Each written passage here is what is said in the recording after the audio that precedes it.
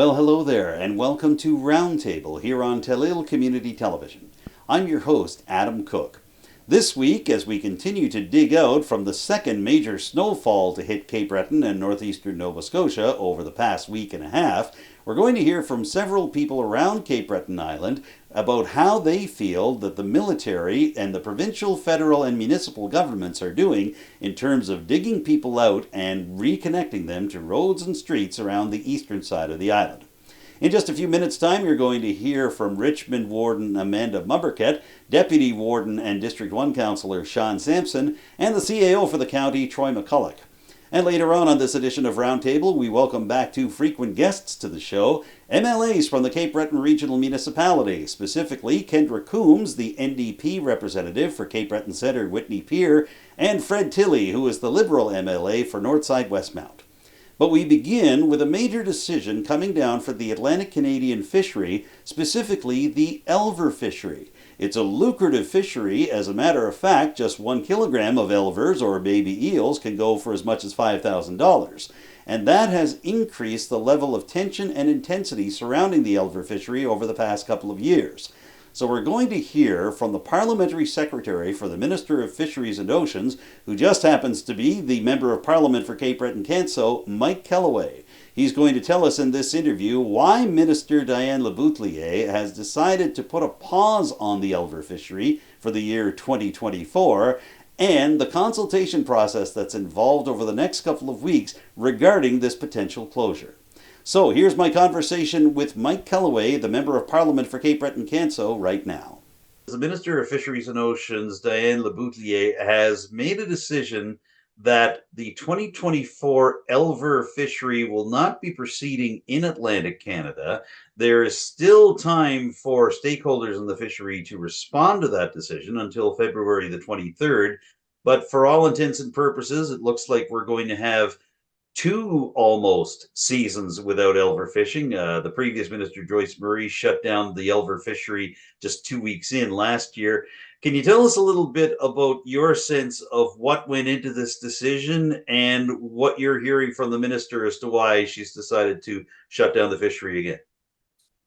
Absolutely. So yesterday, the minister issued letters with respect to consultation with the license holders. There's 8 license holders with relation to where her mind is at in terms of the Elver fishery coming up. So she has asked for consultation over the next couple of weeks with those license holders because it's important to note that she wanted to be honest with the license holders with respect to where her mind is at in terms of a potential decision. But she also wants to hear from license holders in terms of ideas, suggestions, recommendations. And that's a real important engagement piece in this. So for the Indigenous side of the House, as it were, she wants to hear, she wants to have meaningful consultation with the Indigenous license holders and leadership, First Nations leadership, along with the license holders that are not Indigenous. From there, that'll be over the next couple of weeks, and then a decision will be forthcoming from that. So she is thinking about the closure, wanted to put that as a real option on the table. And let me go into a couple of reasons why that's on the table. We saw last year we had to close the fishery really early. It was, I think, in April, because of a lot of reasons. One was around safety of the license holders, safety of people that live adjacent to the rivers, Mi'kmaq fishers, Maliseet fishers, people, our own conservation protection. There was a real concern, and actually there was verbal and verbal assaults, and there was actual physical altercations as a result of illegal fishers. What we're trying to do over the last year, and where we're very close but not quite there yet, is putting together a comprehensive regulations package. What that means is that we want to have stiffer penalties with respect to fines. We want to have stricter regulations in relation to the buying of elver illegally. And we want to cut off the money in terms of the supply chain, where this money is going, which is predominantly overseas and in particular China. What that means is that it's labor intensive over the last year to do that. It's laws and regulations that not only stretch DFO, but stretch into international trade, justice, and other departments, including Canada Border Security. So we're close, but not quite there to make those comprehensive changes. And we want to be able to offer a suite of changes that are regulatory and legal. And the reason why is I want to let your viewers know that if we just attach traceability to this, which is an important piece, that's only one spoke in the wheel. We want to be able to comprehensively tackle this issue head on. And make no mistake about it, this is a fishery that's important to Nova Scotia. It's important to Atlantic Canada. These license holders have put in a lot of time and effort and money. But what closing the season, if that's the decision of the minister, will make it illegal for anyone to be on the water doing what it is they shouldn't be doing. It will make it illegal and easier for law enforcement and conservation and protection to have a blanket approach and more clear tools to go after people that shouldn't be on the rivers. There's approximately 300 rivers that are deep in the woods that the CMP officials have to monitor. Now, we've brought people in last year from all over Atlantic Canada, and in fact, in Canada, there were boots on the ground. But we need more than just boots on the ground. We need a regulatory framework, stiffer penalties, and a clear kind of regulatory framework that addresses the buying, the selling, and the illegal capture that goes to other places in the supply chain. That involves so many departments. We're on top of it, but we're not quite there yet. And the minister doesn't want, the scenario could be that if we open the fishery tomorrow, and the minister's decision will be her decision, it'll be forthcoming.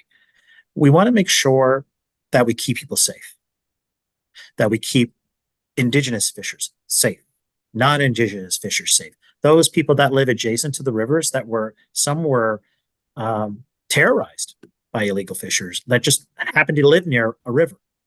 We want to keep them safe. We want to keep our own CMP safe.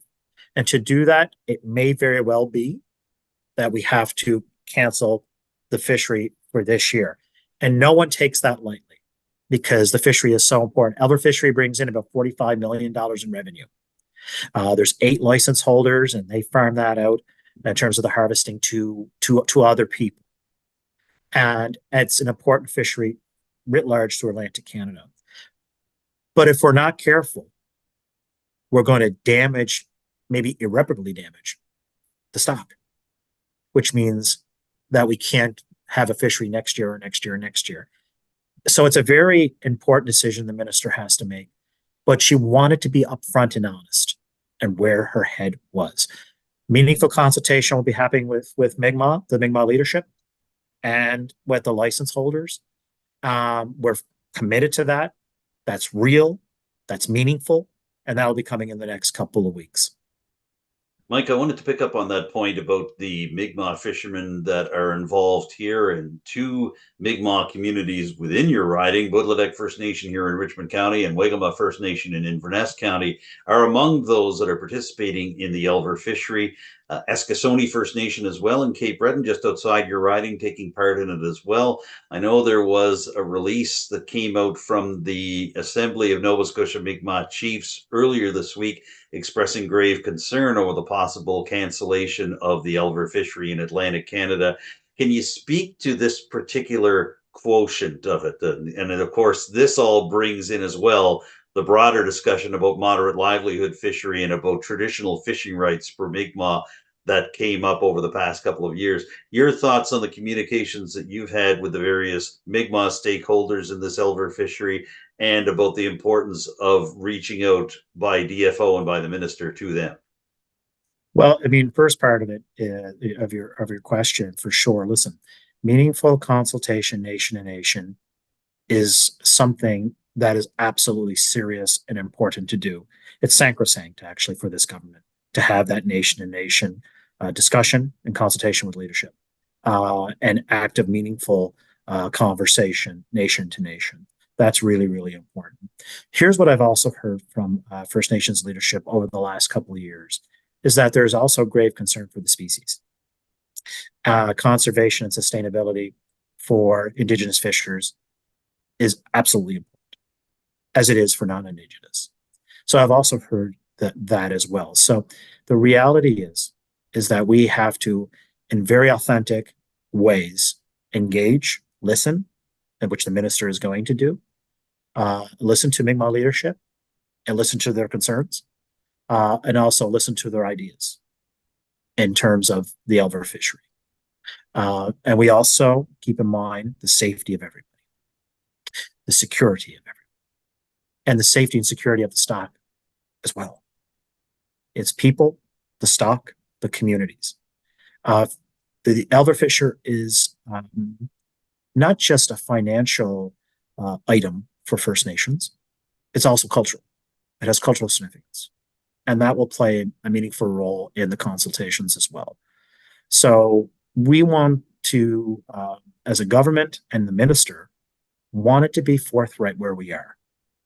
And look, I also want to, take a minute to say the work that's been done over the past year in terms of these regulatory changes that we want to make, we're making progress, but we're not going to make the progress in time for the start of this fishery. So the idea here is to be authentic, to be real, to have active conversations in the next couple of weeks with the license holders, with the media, with First Nations leadership, to say, here's where we are, here's where we may go, here's where we potentially need to go in terms of regulatory framework changes and changes to laws and things of that nature that strengthen this fishery and not reduce it, to make sure that we have a vibrant fishery going forward. An important thing to note, in Maine, the state of Maine, they had the issues that we've had over the past couple of years. Probably a decade or so ago, probably less than a decade ago. What they ended up doing was put in tighter regulations and a broad regulatory framework, and it's gone much better for the fishery. Now, there's a difference between the government of the United States and the state of Maine and the province of Nova Scotia and the government of Canada, but they took the time to get it right. And in two cases, I believe, they put a pause on the fishery to ensure that they had that suite of offerings that were legal and regulatory. That's what may happen here, but they have a stronger fishery because of it. Hasn't eliminated illegal fishery, but has greatly diminished it. And that's really important to recognize. And we want to make sure, Adam, that we just don't want to put one solution out there and hope for the best. We don't want to treat this as a guinea pig project. We want to make sure we get it right. And that is listening to the license holders, listening to other stakeholders, and also being honest where the minister has to make a decision. And she wanted to be honest with everyone where her mind is at. Doesn't mean that it's a finality in terms of the decision, but where in this moment in time she's at. And that's kind of where we find ourselves. And I think it's important that we articulate that clearly. And that's what we're going to be doing over the next 2 weeks, but also listening to those stakeholders. Mike, you mentioned early on in this interview that the Asian markets for Elvers have made them very lucrative. Matter of fact, a kilogram of Elvers goes for $5,000, just Correct. 1 kilogram of these baby eels. So that, of course, intensifies the desire of both Indigenous and non-Indigenous fishers to get out there. And as you've mentioned, there have been some violent incidents. There have been threats made to fishery officers. One of your fellow MPs from Nova Scotia, Conservative Rick Perkins from South Shore St. Margaret's, said he had personally received death threats over the Elver fishery issue. Is this potential cancellation of the 2024 season coming on the cancellation of all but 2 weeks of the 2023 season, could it basically be a cooling off period for those who are involved and those that may be looking towards violent or threatening means to be able to take part in the fishery, basically to cool everybody off until this can get settled and look forward to 2025 and beyond? That could be the case. I think what we want to do, um, if what I think, what I think one scenario will be that if we decide to do that, that is one intended outcome that we want to achieve. We also want to be able to articulate where we're heading with the regulatory frameworks, with those license holders and the greater communities. For sure. I mean, look, the reality is it's unacceptable that threats are made to people. It's unacceptable that people are verbally abused. It's unacceptable that people are physically assaulted because of this. And the reality is, and I'm going to call it for what it is. You know, it's easy money, and we need to make sure that it's not. We need to make sure that we approach this smart, meaning, you know, an immediate reaction would be put more boots on the ground, which we did last year. But we need other tools. And if we do something half measured, we're going to get half a solution. We want to work with everyone to ensure that we have the right solution. And the work we're doing, I think, will lead to that. But we're not quite there yet for the complexities that I mentioned. But we need to get there. And it is frustrating. I know. But we need to focus on those changes. And potentially, if there is a closure or a pause for this period of time,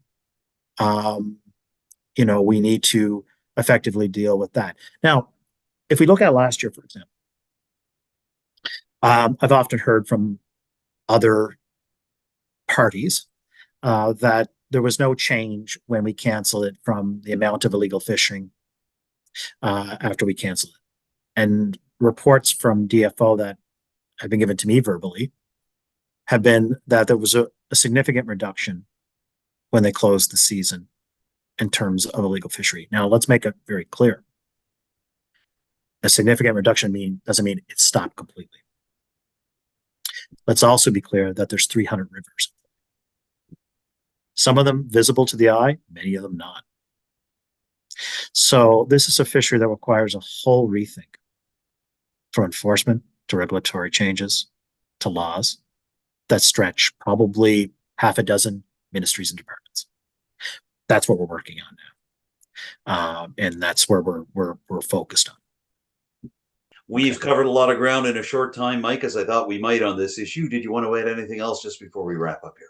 No, just a thank you. And I think it's important that we keep these lines of communication open. We live in a world today where, you know, we need to ensure that facts are on the table.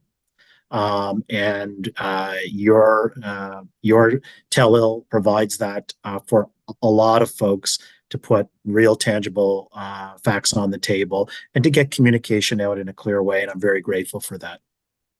Well, we do have Elver Fishers right in our backyard in Almadam as well, too. So it's important for us to get that out as well. And I'm thinking of them consistently in this. This is not an easy decision. It is one that is a tough one. And again, not completed. But again, the minister has a particular view, but she also has a particular view that she wants to hear from people before she finalizes a decision. Well, we appreciate you reaching out to us and giving us this information about the consultation process and about where we go from here. So, Mike Kelloway, it's been very helpful to have you on deck. Thank you for joining me once again here on Tellil Community Television. Thank you, Adam. Mike Kelloway is the Member of Parliament for Cape Breton-Canso. He is also the Parliamentary Secretary for the Minister of Fisheries and Oceans, Diane Laboutelier. We've reached him in his office in Ottawa via Zoom. And now we return to Tellil's continuing coverage of the aftermath of two major snowstorms which have belted northeastern Nova Scotia and Cape Breton Island over the month of February. You're going to hear reaction in just a few minutes from two MLAs from the CBRM. But we're going to begin in Richmond County, where the latest edition of Richmond Municipal Council's Committee of the Whole saw some discussion about the effort put forward locally, provincially, and federally in terms of clearing out roads, streets, driveways, and other major arteries all the way across Richmond County. You're going to see some footage now that features CAO Troy MacCulloch Richmond Deputy Warden Shawn Samson, and to kick things off, here is Richmond Warden Amanda Mombourquette. I don't think it would be appropriate for us to have a meeting right after an historic snowstorm without putting it on the agenda and discussing it in an open council meeting. It was an extremely challenging time for many people. Especially, I want to, recognize that those who couldn't get out of their homes for many days and those who live on secondary roads that couldn't get cleared, right away. And the shelter-in-place advisory itself, I think, was really hard on people after, like, the second, third day, and that went on for the better part of a week. We're a community that's very used to helping out and getting out, and there was a lot of, questions about whether or not comfort centers should open, but certainly the road conditions, they were dangerous, and so we needed to stick to that shelter-in-place advisory. Our Municipal Emergency Management Committee debriefs on these types of events to ensure we're continuously learning about how we can improve our processes and keep people safe. We always need to be doing that, so I'm looking forward. I think we have something scheduled later for this month. It was actually scheduled for, I think, the Monday of the storm, but we thought, well, we're not going to, this is not the best timing. We're going to let emergency management focus on emergency management. But I do want to just say, in those times of stress and difficulty, it always helps to look for the helpers, and we had no shortage of those. I know, Steve Marcellus, our EMC, put the communication out about, if there's anybody who can't get out or needs help, whatever, let us know. And that information had been collected, sent up the line, and very specifically want to say thank you to our local fire departments, who did countless wellness checks and helped to shovel people out when they couldn't open their front doors, the provincial plow drivers who took, I think, every shift possible to clear the roads, and the paramedics and our CMP who diligently responded to emergency calls, as well as, of course, the neighbors and family and friends who lent a hand or a shovel or whatever they had available to them to help dig people out. So we're fortunate to have many people to help in those times, and just makes me very thankful. But it was certainly a scary one. It was a once-in-a-generation storm. My feeling is that we're having more and more of those once-in-a-generation climate events. It was difficult to keep up with, and so we will do a debrief. We'll talk about communication and equipment and all of the things.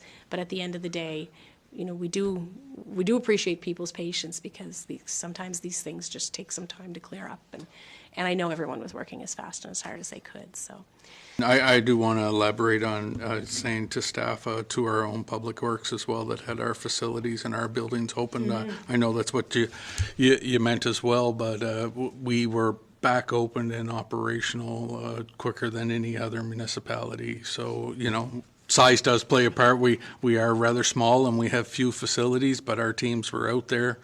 They had the landfill open, the water kept flowing, and the rink got opened as well. So kudos to the team, and thanks to all of them for working safely and getting out there and getting it done. Immediately following the discussion on the storms that have buffeted Richmond County and the rest of Cape Breton, the Committee of the Whole meeting that took place on Monday, February the 12th for Richmond Municipal Council took a look at an update on a vulnerable persons registry that has been suggested for Nova Scotia. And this discussion wound up tying in to concerns about those who were having trouble digging out of the recent snowstorms. Here's Warden Amanda Mombourquette to set things up. We did in September, I think, pass a resolution at Council asking Nova Scotia Federation of Municipalities to work with the province on a registry that would be integrated with the 911 system. That resolution was sent in October off to Minister Lohr as well as to NSFM. We did receive a response from Minister Lohr in December, and I just want to, make sure I get the wording right, but his letter indicated there were no plans in place at that time for a provincial vulnerable persons registry. Across North America, these registries are operationalized by first responders at the local level. So that came from the minister in early December, and I know was tabled in a council meeting. However, we did also receive this week a response from NSFM. So they've issued a response noting that, NSFM has officially adopted, I guess, the Vulnerable Persons Registry as an advocacy priority. And I think that's a really positive step because, you know, each municipality could be doing its own thing and reinventing the wheel 49 times, I think there are of us. So the participation of NSFM as an advocacy partner in this helps to kind of maybe, I won't say ensure, but facilitate something a little more standardized. So at this stage of the game, you know, I guess what I'm looking to do is ask council if you would consider making a motion to officially refer the Vulnerable Persons Registry work to our Municipal Emergency Management Committee for discussion and to see if we could make some advancements on the file here locally based, you know, working with NSFM or other municipalities who have an interest to see if we could get something started here to demonstrate some leadership on this file and to improve some safety of our residents, of our most vulnerable residents too. I'm going back to the previous topic and talking about the storm of last week. I think it's very important that we do our part here to make sure that we follow up and do what we can here when it comes to this list of vulnerable people, right? And we, like you had mentioned earlier, we had a lot of people that were vulnerable in this storm and in a lot of bad situations, right? So for us to have some sort of registry, to me, I think is important, and we should do what we can to move it forward for sure. Thank you. Thanks, Deputy Warden. And I know, Troy, from our conversations through this past storm, you had mentioned that there was a form that the province had sent out that was really a standardized template. Was that for reporting where people would need assistance? And that's the kind of thing we could look at. It doesn't need to be a complicated tool, but if we could all use something consistent, I think would be really helpful. I don't know if you want to speak to that. Absolutely, and it was set up with the fields so that it could just plug into the system at the province, which makes sense. It's centralized repository, and then that way the information they get from Richmond is identical to what they get from Digby across the province, and that's really what we were looking for and hoping for with this. So I strongly suggest we don't give up on it and we keep going so that it does get centralized and standardized right across our province. Okay, thanks, Troy. So could I have a motion then, if councillors are in agreement, to refer this item for action to the Municipal Emergency Management Committee? So moved. Thank you, Councillor Samson. Yeah, I'll second that motion. Thanks, Deputy Warden. Any further discussion on that item? Okay, all those in favor, please say aye. Aye. Those opposed? That motion is carried. Some elected officials here in Cape Breton have been critical of the way that the provincial government has handled this major February snowfall. Among them are a frequent guest to Telley's Roundtable series, the Liberal MLA for Northside-Westmount, Fred Tilley.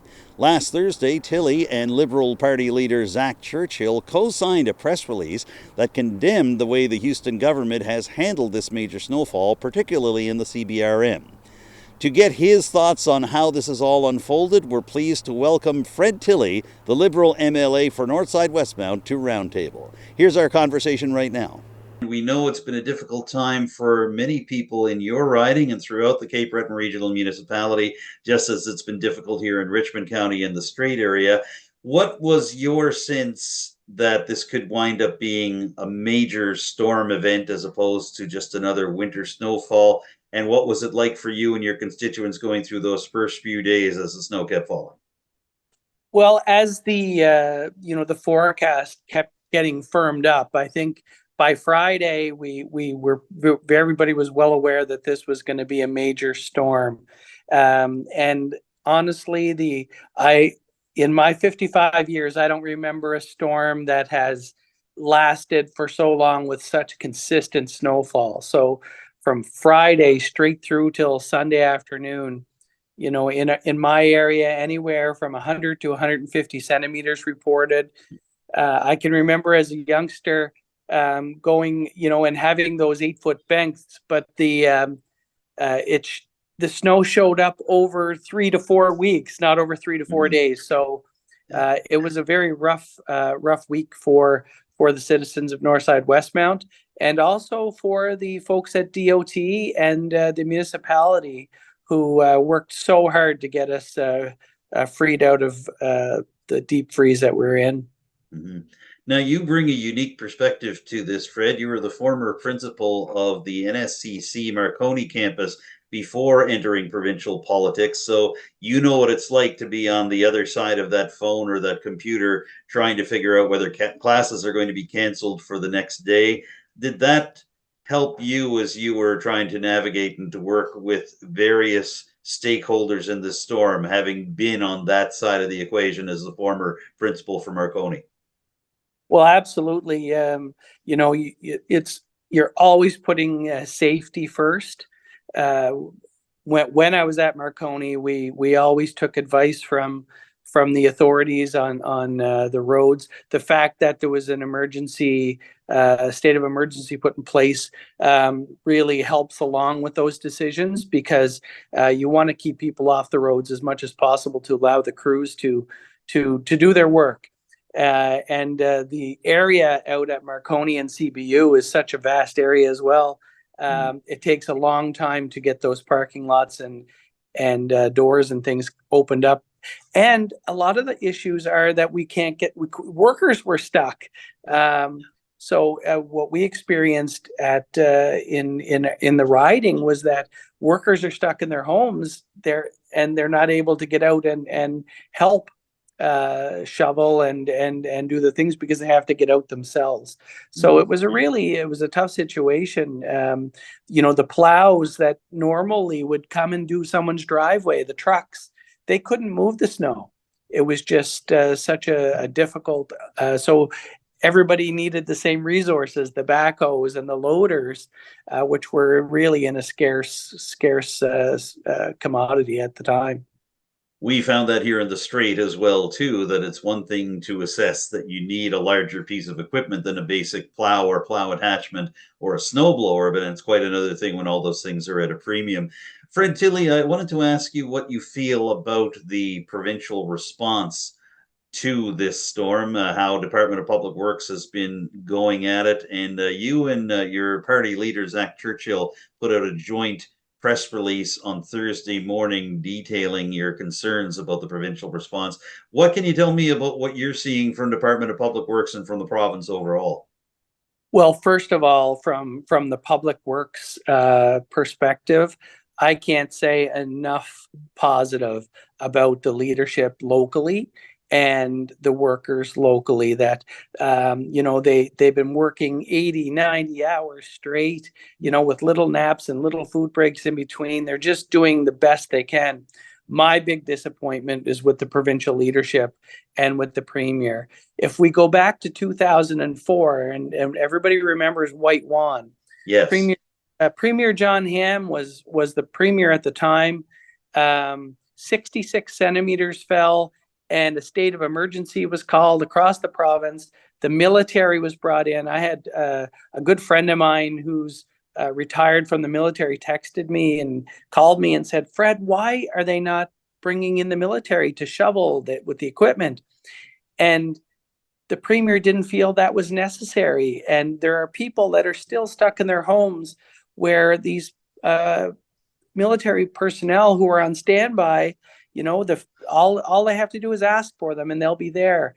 I've heard from some folks that even the Highlanders are on standby and nobody is making the call for them to come out. And we've all heard the comments of the premier that calling a state of emergency was a PR stunt. It wasn't necessary, but it is necessary. It's necessary to let the citizens know how your government and your community is dealing with a situation. When we're all stuck in our homes, we're all worried. We need the help and to have those extra boots. And God bless the cadets at the Coast Guard College. I ran into them out in my travels trying to help people, and the bus of them, and I jumped on board just to thank them for what they're doing. But they're out doing exactly that. So if we had another couple of hundred military personnel, we would get people out of their homes so much faster. And the Coast Guard College, it should be pointed out, is in your riding of Northside-Westmount. So how did that make you feel as the MLA to see them called out to action and then taking up the charge? Oh, so proud. And when I talked to some of the young people who were on board, they were just, there was no quit in them. They just wanted to keep going. And they were asking for lists. And they had their list from 311 of who needed to be shoveled out. And I also want to thank the school buses too, because the school buses were transporting them around. So everybody is pitching in. There's so many stories of neighbors helping neighbors, friends helping friends, and friends helping people, neighbors helping people they don't even know. A lot of the counselors and myself are putting requests on Facebook as they come in, and people are jumping at those and trying to help. It's amazing. Now, I want to ask you just in terms of how the provincial EMO is handling these requests as well, too, because it's one thing for the Department of Public Works to get out there, but there are a number of requests that have gone through from the CBRM, and I imagine from your riding to the provincial EMO. What's your sense of how these are being answered, and do you feel they're being answered quickly enough? Well, generally, I don't get to talk to anyone from EMO. It's generally EMO to EMO. So it would be, my understanding is that the local EMO from the municipality takes charge and gets the help required from the provincial. But the big thing that, and I talked to the minister's office, and their forecasting this massive storm on Thursday and Friday. So they knew in advance to start dispersing equipment from other parts of the province and asking for help from other provinces on Monday and Sunday. Really, they could have had people and equipment here on standby on Thursday, which would have so much been ready to go. It costs a bit of money, but at the end of the day, people's safety and well-being is worth it.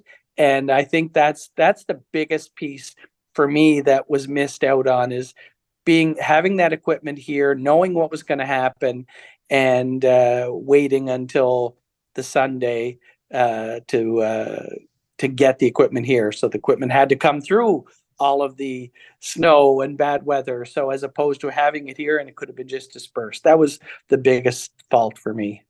Where do we go from here, Fred? And I bring this up in the context that you're one of 3 MLAs for 3 different parties that I've spoken to about all this here on Tellil. And I wonder, basically, is your phone ringing? Are your emails still buzzing with people saying, well, when am I going to get out? Essentially, where do you feel we're going from here over the next few days and beyond? Well, I think, yes, to answer your first question, yes, there are still folks that are stuck.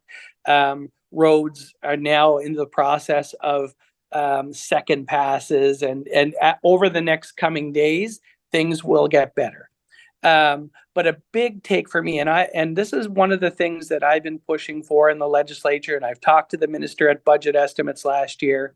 I know it's a big, big, big ticket item, but there are communities that the DOT are responsible to plow. And I don't believe they should be. I think those areas should be turned over to the municipalities. Like, for instance, subdivisions, big subdivisions we have in my riding that are the responsibility of DOT to plow. And DOT has a responsibility for highways, trunks, secondary roads. So the residential roads, always in the priority structure, are the last ones to get done. Whereas the municipality, once they get their main roads done, their focus is on those residential roads. So we have folks, for instance, in Coxie, Florence, Alder Point, Little Pond, whose all of those areas are not getting the same level of service that the towns are, the Sydney Mines or Sydney would be getting. So I think it's time to talk about having those plowing services and maintenance services turned back over to the municipality, and the appropriate budget and resources sent over to do that as well. That's a big thing for me that I'll be pushing for as we go forward. Now, just building on that, Fred, obviously, as you mentioned, some of these smaller communities are not getting the attention right away. Is it worth taking a look at those that would be considered vulnerable, say those needing medical attention, those needing to get out for things like dialysis? Is it worth taking a look at those particular cases and trying to figure out whether they should start receiving priority plowing in terms of big storms like this. So what's your thought there? Absolutely. And one of the pieces of legislation that our party brought to the legislature was not passed was to create a vulnerable persons registry for Nova Scotia. We think that's so important, especially in situations like this, which quite frankly are becoming so much more frequent as we move along. And I believe having that registry, and it happened in my own family. My father-in-law missed dialysis and he's in the hospital now. So, it's for those folks that are vulnerable, needing that life-saving service. Absolutely, that registry would be so helpful. So this has touched you and your family personally, Fred, and we were speaking just before we started the interview that you actually weren't able to get plowed out and reach your road until Wednesday of this week, just 48 hours before we're actually doing this interview. What do you take away from all this, not only as a representative in the provincial legislature, but also just as a resident of these communities, seeing how it's all unfolding? What are you going to be taking away as you move forward? Well, for me, the big thing I'll take forward is the resiliency of Nova Scotians and Cape Bretoners, because from a representative standpoint, I fielded hundreds of calls, texts, emails, messages on Messenger, and my CA did. We were working together on this. And for the most part, people were so thankful and so kind when we're replying and saying, look, I can't give you a time frame. I know, they're going to be in that area tonight, or we're going to, the plan is to be there tomorrow morning. And then we would have a medical emergency or a piece of equipment would break down and the plans change. So people were very resilient and very kind to me.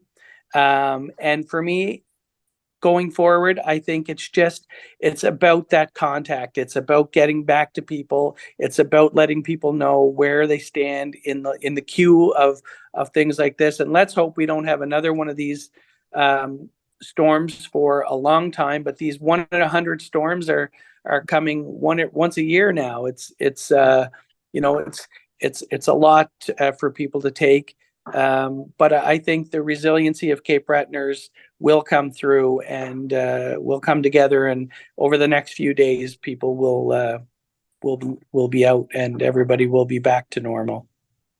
Well, we wish you and all your constituents in Northside-Westmount well, and in the middle of dealing with these hundreds of calls and emails and such, we appreciate you, Fred Tilley, giving us some time here to talk about the situation up in your neck of the woods. Thank you for joining me again on Roundtable today.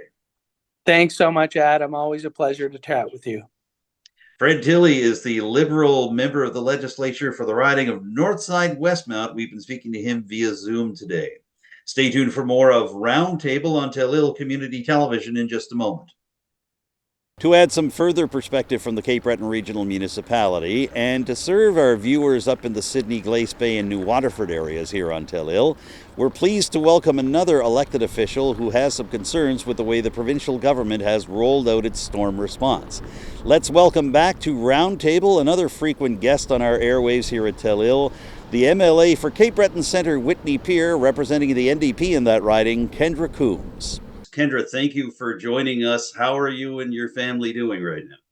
Well, first, thanks for having me. We're doing good now. We busted through our driveway, so we're doing good. So is this similar to what your constituents have been dealing with in the Whitney Pier, New Waterford areas? Basically, what's it been like? What have you been hearing? We're lucky. My family is lucky. Other people have been trapped, like really trapped in their homes, snow up against their doors, kind of trapped. They can't get their driveways done. Some of them need to go to dialysis.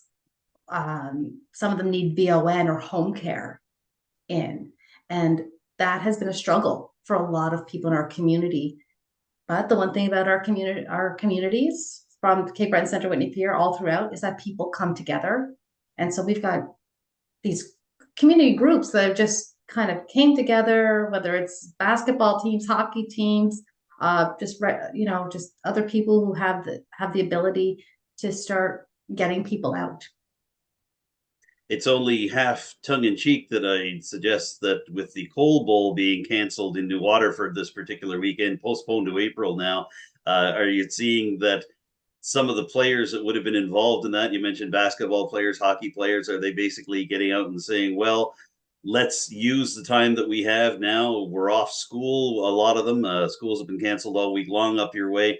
Are people basically saying, well, now that we're out, let's help other people and let's help others get through this? Pretty much, yeah. Both the boys and girls basketball team from have been out in the Waterford. So I guess that's what they're paying it forward. They're able to do it. They're younger than, many of the people that are stuck.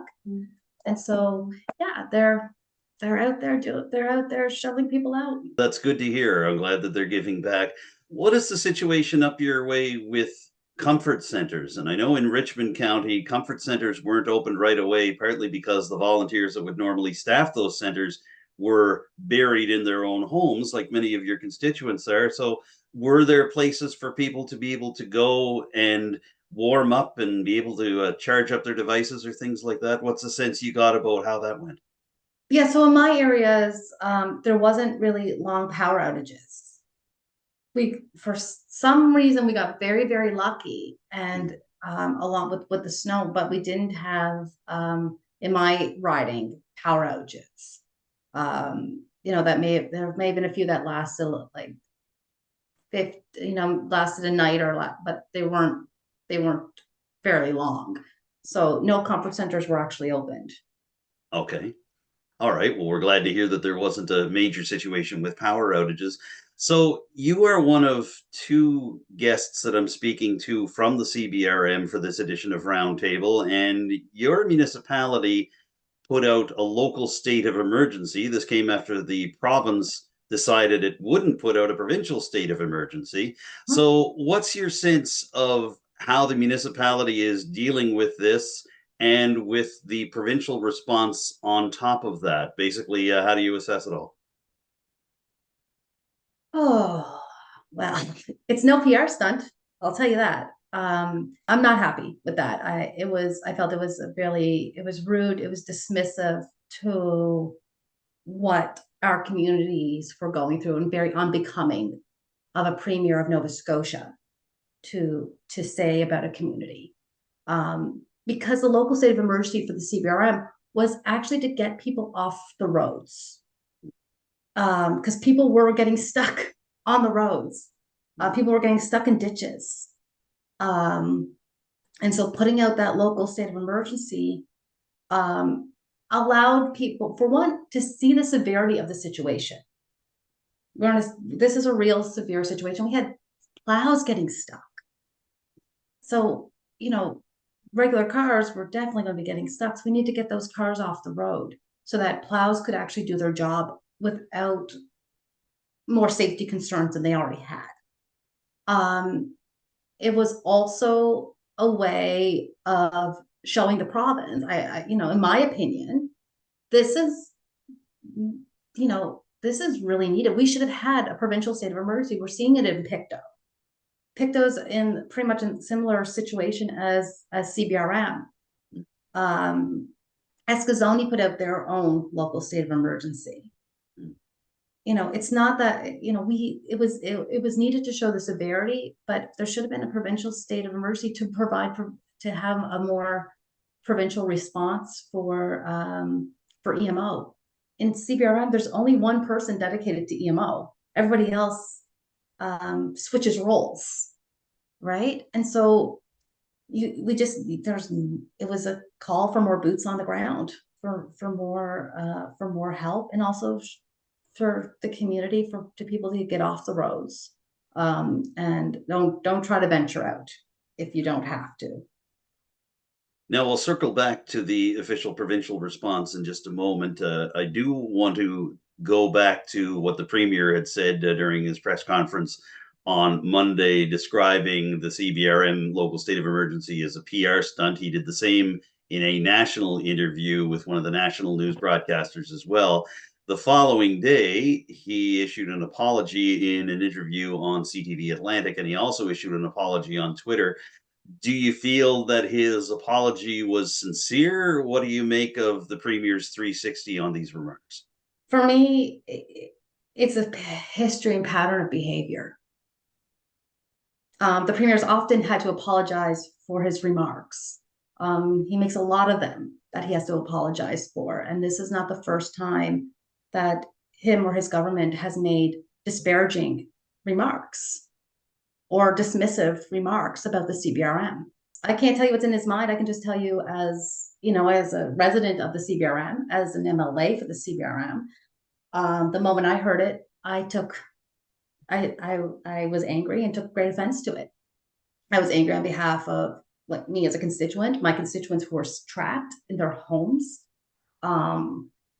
to the public works, provincial public works and the municipal public works who are out trying to clear these roads, as well as the first responders who said we have a problem here.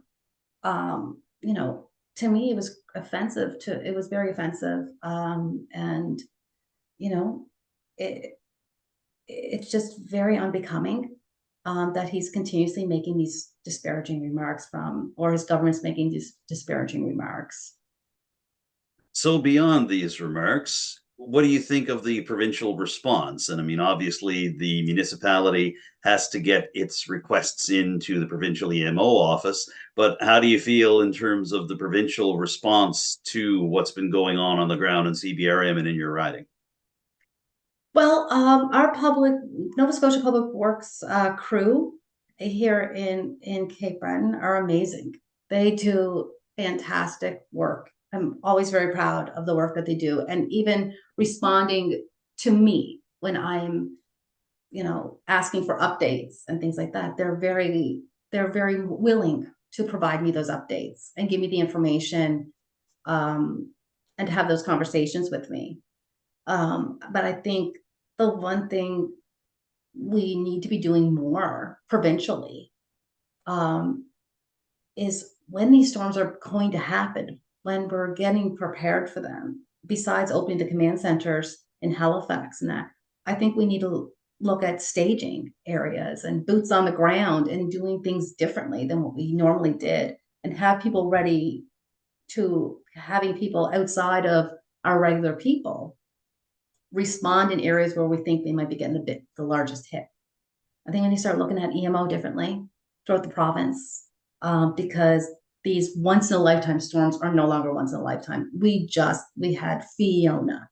We had, just 2 years ago. Now here we are in this winter storm that we have. Some people are calling Snowgeddon, or I heard Frigid Fiona was something that CBRM Public Works called it.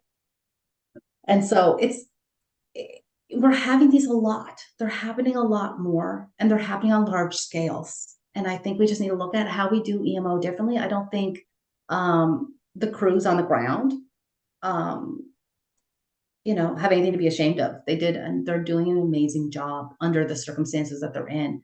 But I think we need to look at how we do things. I think we need to look at our equipment. Do we need better equipment? Do we need more equipment? Do we need more human resources? What is it that we need? And I think we all need to come together and discuss those things. Now, I spoke to Cape Breton-Canso MP Mike Kelloway about the federal response to what's happened in Cape Breton and also in different parts of northeastern Nova Scotia. I know locally in CBRM, there has been a military response as well, students from the Canadian Coast Guard College, and as well seeing some Army reservists out there as well helping out. What is your sense on how the federal government is dealing with this, and what you'd like to see from them and from military activity going forward? I think we need to bring them in as part of our EMO strategy a little bit more, and how we use our services and when we use them, and I think we need to look at clear lines. This is when we use our reservists. in these situations. This is when we use our Coast Guard in these situations. This is when we bring them in. And I mean, the fact that they're here without a provincial state of emergency is fantastic. And they're doing great work, getting people on, out of their homes. It's fantastic. I just think we all need to come together more and have a better lines of communication, better clear, and everyone needs to be clear on when certain things come into action and come into play, and have that clearly drawn out so that everybody knows that this is what's going to happen, and no one's going, well, maybe we can use the Coast Guard, maybe we need to call up the reservists. We have an idea of when that's going to happen. I think we need to. I think those things need to be better communicated to the public as well as to ourselves. And as we're winding down here, Kendra, I'm curious as to what you take away from what we've experienced over the past week and a half, not just as the MLA for Cape Breton Centre-Whitney Pier, but also just as a human being living in the community with your family, having had your own struggle with getting through the snow. So what do you take away from all of this, both personally and professionally? I think it's more professionally that I take more things away from. And that is the fact that we really do we need to look at a provincial-wide vulnerable persons registry that's provincially kept, so that we can check in on vulnerable people, because that was missed here a lot. Like sometimes that gets overlooked. I think we need to really look at how we're doing emergency management and what resources we're putting into it. Because people in emergency management are amazing with the resources that they have. And I think we need to really look at the resources in emergency management and the resources in our public works departments, and making sure that they have the equipment and the human resources that they need to get us through these storms. The way Public Works carries these situations out is that the main roads get plowed first, and that it's the side roads and the rural roads that get plowed in that order. Do you get a sense that there could be some tinkering with the formula to, as you say, reach out to the most vulnerable in any given area to be able to have them and have their needs taken care of? You mentioned folks earlier on talking about needing to get to dialysis, getting to other medical situations and appointments. What are your thoughts on the current priority level for getting roads cleared and what we could do from here? Well, I understand why the list is the list. You can't skip over the highways and do all the site. You need to do the highways, because like for CBRM and for your area, that's going to take you to the hospital. These are the connectors to emergency services, right? So you need to do those. But something like a vulnerable persons registry would allow us to identify who's where. And if someone needs to get to dialysis and they are in danger because they're not at dialysis, then it's being able to get them out and get them to dialysis. I don't think you should be, I don't know if we can really tinker with the list of the fact of saying, well, we need to start down this, road with two houses on it while we skip one of the main streets. Because you're going to run into trouble the minute you get out of this little lane and try to get to the main street. You kind of have there's a good logic behind it, but I think what we can do better is have that list so that we can check in on people. I suspect this is a conversation that's going to be happening in many different parts of Cape Breton and northeastern Nova Scotia as we come forward from this snowfall. But in the meantime, we've greatly appreciated your viewpoint from the CBRM. So thank you so much, Kendra Coombes, for joining me on Roundtable today. Take care. All right. Kendra Coombes is the NDP MLA for Cape Breton Centre-Whitney Pier. We've been speaking to her from her home office via Zoom. And there you have it. That wraps up this week's edition of Roundtable here on Tilley Community Television. Thank you for tuning in, and a special thank you to my interview guests this week, Mike Kelloway, Fred Tilley, and Kendra Coombes. If you have any thoughts about what you've seen over the past hour here on Roundtable, or you'd just like to make suggestions for a future edition of the show, feel free to contact me directly by phone or email, or you can contact Tellil Community Television in Arishat. And be sure to follow Tellil on social media. For now, I'm Adam Cook. Thank you once again for joining me for this week's edition of Roundtable. I look forward to seeing you again next week with a brand new show. Bye for now.